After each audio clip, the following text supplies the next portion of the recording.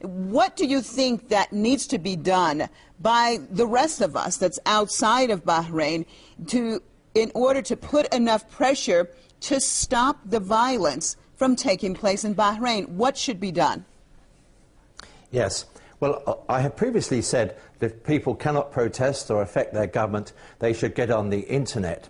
There's another thing that they can do, which is very important. These splendid organisations like Human Rights Watch, Bahraini Human Rights, Amnesty International, they are collecting the evidence which at some stage in the future is going to be used to arraign these criminals before a criminal court of justice and to put them down for 20 years.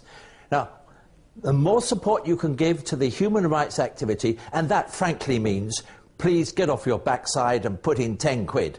If you can't be a member, 10 or 20 quid to one of the human rights organisations. They're spread around the world and they are bringing together the evidence. And let the message go to Rashid Khalifa, the torturer of Bahrain, that he is in line for a life sentence when we get to him.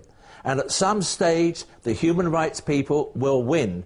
A torturer in Argentina has recently been imprisoned. It took 30 years to get to him.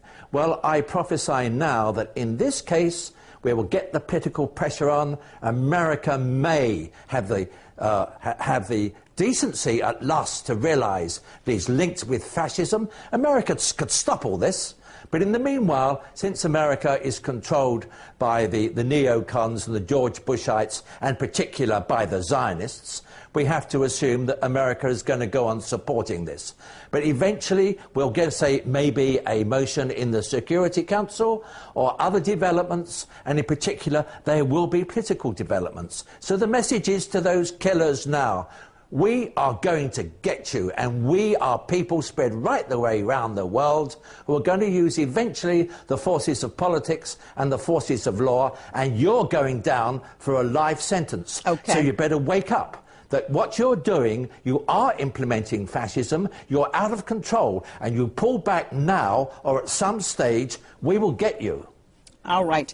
Well, thank you so much, Chairman of the Committee Against Torture in Bahrain, Mr. Rodney Shakespeare.